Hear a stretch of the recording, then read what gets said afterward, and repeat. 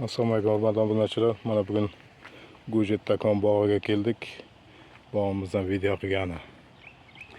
Uni qaysi kuni terimini tugatgandik. Bugun kelib aynalab qarasam, yana pishib kelyapti. Yana bir 2-3 kundan keyin terimni boshlaymiz nasib bo'lsa. Mana go'jilarimiz yaxshigina qizarishib kelyapti. Bu Gujettakon mevalariga hali ko'p odam tushunmaydi. Bu haqida bir qisqa ma'lumot beradigan bo'lsam, bu asosan immunitetni ko'taryapti, qonni tozalayapti, qonni suyultiryapti, qon aylanishini yaxshilayapti, modda almashishini yaxshilayapti, ichaklarni tozalayapti, qabziyatni oldini olyapti, hazmni yaxshilayapti, o't qopidagi dimlanishlardan olyapti, jigarni yog'lardan, toksinlardan tozalayapti. Buni doimiy iste'mol qilib yurish kerak deganda. Agar doimiy iste'mol qilish uchun to'g'ri biroz qimmatli qiladi. U uchun bir ikkitagina ko'chatdan ekib oladigan bo'lsangizlar, keyin oilaviy iste'mol qilib yursa bo'ladi. Ikkita ko'chati bitta oilaga yetadi mahsuloti. O'shanda siz doimiy iste'mol qilib yurganingizda sizda hech bir kasallik sizni bezovta qilmaydi. Chunki qoningiz suyuq bo'ladi, immunitetingiz yaxshi bo'ladi, modda almashinuvi yaxshi bo'ladi, ichaklaringiz toza bo'ladi. Asosan kasallik bari ichakdan. İçagingiz tozami, sizda hech qaysi kasal bezovta qilmaydi. İchagingizda tiqilish bormi, u vagonlab dori iching, foydasi yo'q. Foyda qilganda ham vaqtincha. Hozirda mana bu Gujettakon mevalari bilan suyak yemilishlarini ham davolayapmiz. Mana jigar seriyasiga chalingan jigarni yog'lardan, toksinlardan ham yaxshi tozalab beryapti. Mana davlina, saharga ham yaxshi effekt beryapti. Hozirda o'zimiz qissadan xarajat qilib, tanadagi oq dog'larni ham davolayapmiz. Ularda ham yaxshi effekt berib boshladi. O'sha uchun qiziqingizlar doimiy iste'mol qilib yurishga. Doimiy iste'mol qilib yurgan insonda bir mo'jizaviy ta'siri borda qisqasi.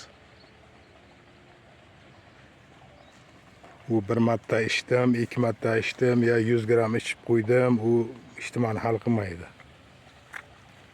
Buni qachonki doimiy iste'mol qilib yursangiz, o'shanda siz aytgan natija kelib chiqadi. Bu uchun faqat ko'chatdan ekib olishga, birinchi iste'mol qilib ko'rishga, sizga nojo'ya ta'sir qilmaydimi? Spokojniy ko'chatdan olib ko'paytirib ekib foydalanaverish kerak. Endi nojo'ya ta'siri deganda qanaqa ta'sirlar bo'lishi mumkin? Mana ishni surib yoradi, ko'ngil ayniydi.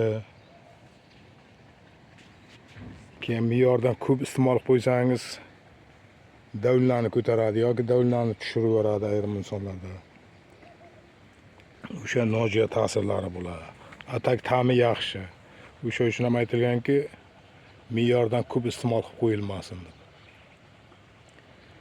U deb pishib turgan mevalaridan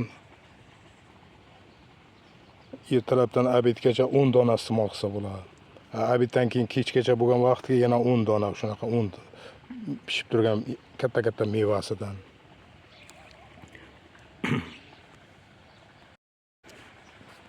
Endi mumkin emas degan joylari ham bor. Mumkin emas kimlarga mumkin emas? Mana qizil narsaga allergiyasi bor insonlarga kategoriyasi mumkin emas. Keyin temperatura qilib turgan payti mumkin emas. Keyin qonni suyultiruvchi dorilarga qo'shib iste'mol qilib yurish mumkin emas.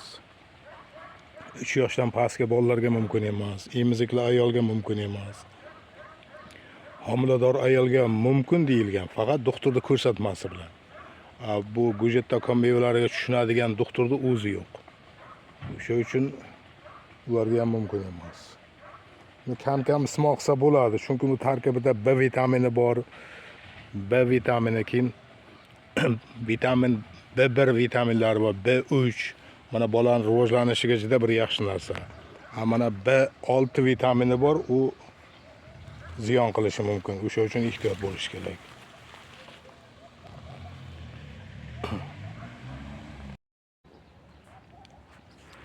bir sutkada 2 mal iste'mol qilinadi. Ertalab ovqatdan ilday quritilganini. Obedga ham bir mal ovqatdan ilday 15 grammdan iste'mol qilinadi quritilgani. Kechga iste'mol qilinmaydi. Kechga iste'mol qilinadigan bo'lsa uyquni qochiradi degan. Kunduzi iste'mol qilingani kechga borib uyquni yaxshilaydi degan. Shuning uchun uyquni qochgani ham yaxshi emas. Uyqu me'yorda bo'lsa odam bir dam oladi. O'shasiga ham e'tibor qilinadi. Keyin bu Gujitda.com ko'chalarimizga keladigan bo'lsak, bular bir yilda 13 marta hosil beradi deyilgan. Endi 13 marta hosil berishini qanday tushunish mumkin? Masalan, shu may oyi pishadigan bo'lsa, o'shandan to dekabrda 15-larigacha hosil yig'iladi bunda. Bir tomoni terib kelinaveradi, bir tomoni pishib kelaveradi, bir tomoni gullab kelinaveradi. Shunaqa qilib qayta hosil beraveradi. Mana hozir hosillarimiz sal kamroq, endi pishib kelyapti. Mana mo'g'jalab sizlar ko'rinyaptimi yo'qmi? Gullab pishishga tayyor bo'lib kelyapti. Mana yangi narxlarimiz shunaqa gullab ayrilib kelyapti. Bular ham yana 4-5 kunda pishib qoladi. Gulga keladigan bo'lsa, bular och shammi ham gullaydi, oq sham bo'lib gullaydi, sariq ham bo'lib gullaydi. Guli har xilchana gul bo'ladi. Buni narx-navosiga keladigan bo'lsak, mana pishib turgan mevalarimiz kilosini 200 dan olib ketyapti, daraxtdan uzilgan. Quritilgan mevalarimiz kilosi 550 ming bo'lyapti. 100 gram olaman deganlarga 100 grammi 70 ming bo'lyapti. Ko'chatlarimizni noyabr oyiga taq bo'ladi. Noyabrda nasib bo'lsa shu yili donasini 100 mingdan sotdik. Endi kelgusi yilga mana shu noyabr oyiga borib narx qancha bo'ladi bilmadim-u. Ko'tarilib ketmasa kerak. Ko'tarib ketishga harakat qilmaymiz, balkim 100 mingdan bo'lar. Endi vaqt ko'rsatadi uni. O'sha uchun qiziqingizlar. Har bir xonadonda o'sishi kerak-da bu. Hatto 2 dona ko'chat har bir xonadonda. O'shanda inson sog'lom bo'ladi, sog'lom yashaydi. Hozir bilasiz, mana aptekalar biznes bo'lib ketdi. Oddiy bir shamollash bilan borsangiz, mana 200 ming pulingiz yetmay qoladi tuzalish uchun. O'sha uchun qiziqingizlar tabiiy narsalarga. Tabiiy bularda deyarli ziyon yo'q-da organizm uchun. Ammo kimika dorilarda baribir ziyoni bor-da. O'sha uchun qiziqingizlar tabiiy uyda rivojlantirib olishga. Bu ko'chatni olib ekkaningizdan keyin bir 2 yilgacha men bilan qo'ng'irlashib turasiz. Ekdim, mana holatga keldi, bunaqa holatda bo'lyapti. Hosil berdi, hosil bermadi, birgalikda yo'lga qo'yamiz uni ham. Sizlar ham xuddi shu sharoitda hosil yig'ishlaringizga yordam qilib turamiz, nasib bo'lsa, ko'maklashib birgalikda.